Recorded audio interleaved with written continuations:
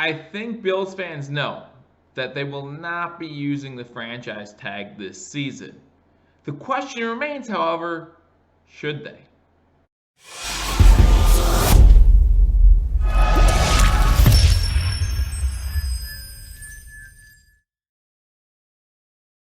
Ladies and gentlemen, welcome to Believers Talk. My name is Joe, and welcome to this franchise tag edition of Believers Talk, where we're going to talk about the NFL franchise tag, discuss what a franchise tag is, who the Bills could potentially franchise tag this season, and should they do it or not. Before we do that, guys, I want to remind everyone again, thank you for joining me. My name is Joe. If you're new to this channel, be sure to hit that subscribe button for continual Buffalo Bills and Buffalo sports content, especially our Buffalo Bills. As the offseason continues, we're talking about free agency, we're talking about the draft, all kinds of craziness when it comes to trade, trying to get that cap space figured out. A lot of things going on, so make sure you hit that subscribe button, and while you're here, hit that thumbs up button, like this video, and leave a comment. Should the Buffalo Bills use the franchise tag this season? Now, the Buffalo Bills have not used the franchise tag since 2016. When we used the franchise tag on a guy, some of you might remember Cody Glenn on that offensive line. That was the last time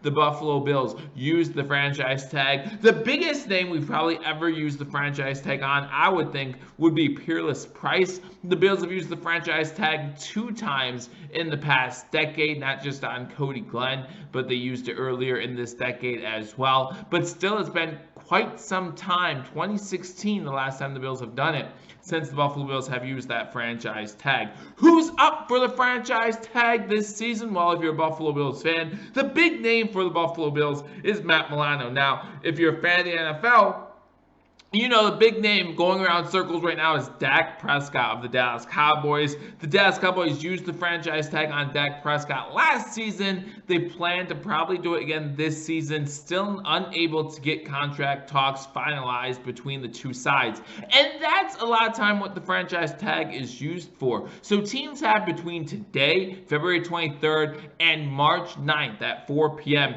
to use that franchise tag. So although I say today is franchise tag day, really it lasts till March 9th. No one should be using the franchise tag today, because that means that they don't think you can get a deal done between now and March 9th, which a lot of teams won't be able to do that. But like I said, a lot of times the franchise tag is used as a way for other teams not to get a shot at unrestricted free agent, right? So if you're going to be an unrestricted free agent this year, the team that you're currently with, can you put the franchise tag on you, which says, no, you're ours for at least one more season? And a lot of times it leads to contract talks down the line, and it just does not allow other teams to talk to a player about contracts, about free agency, about anything like that. It keeps them off the free agency list once free agency starts, once the beginning of the new league year starts. So when you look at the Buffalo Bills, you look at our free agents, and obviously there's one big name that sticks out that's already been in the news. We already did a video on him here on this channel. That's Matt Milano. Matt Milano, linebacker for the Buffalo Bills, was drafted in the 5th round of the 2017 NFL draft. And you want to talk about great value for what we got on Matt Milano over the past 3 seasons. He has been a wonderful draft pick, and no matter where he goes, whether he stays here in Buffalo or he goes to another team, I wish him nothing but the best. He has a high motor. He's always trying to be around the ball, always moving laterally left to right. A really good player that you want on your defense. Could potentially be a leader in the locker room of some of these defenses down the line. It just so happens that the Buffalo Bills are in salary cap trouble, and we cannot afford what Spot Track is saying is a $13 million, $13+ million contract that Matt Milano would be looking for per season. Now, when you look at the franchise tag, the way the franchise tag works is it takes the previous year's top 5 salaries at that position and averages them out. So obviously the linebackers are not getting paid as much as quarterbacks, right? So when you look at what Dak Prescott, for example, will be seeing with a franchise tag, well, first of all, this is the 2nd year, and there's different rules for that as well. But even if this was his 1st year, you're talking about somewhere in the high 20s,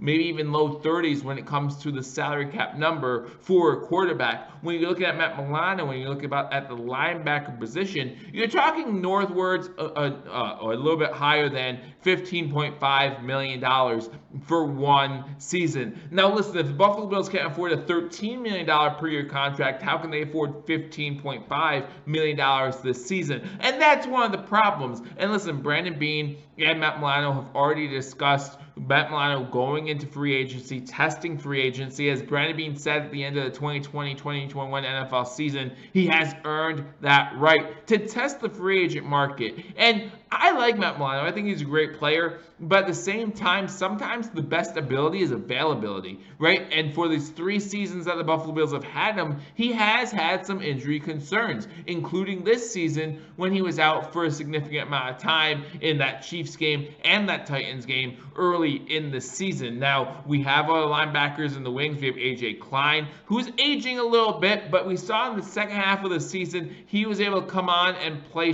a strong part in this Buffalo Bills defense. We drafted Terrell Dotson a few years back. Vosean Joseph was drafted a few years back. He didn't make the roster last season, but that doesn't mean he's not still available to be on the practice squad or even been working through the offseason, and we might see him in training camp or mini camp come this offseason. There are plenty of options out there. Of course, you have the draft, and of course, we have free agency ourselves where we could look at a potential replacement for Matt Milano. Now, to me, I don't think you can replace Matt Milano, but at the same time, there are cheaper options that are serviceable and that can be put in a position to play well and win and lead this defense if need be. So I like Matt Milano, and I think I've said that a million times on this channel. Again, a guy with a very high motor, a guy that I would love to see continue his career with the Buffalo Bills. But the truth of the matter is we simply cannot afford him. And at $13+ million a year, I just don't know if he's worth it. Again, sometimes the best ability is availability. He has not played. He has not played in all 16 games, 2 of the 3 seasons he's been in the league. So that does have to leave you a little bit concerned. And then, of course, with the franchise tag, talk about $15.5 million for one season. If the Bills and Milano are nowhere close to a contract, which it doesn't sound like they are, then they should not use the franchise tag on Matt Milano. They, in fact, should not use the franchise tag at all because none of the other players are worth that much. Now, when I look at special teams players, they're just worth a little bit over $4 million.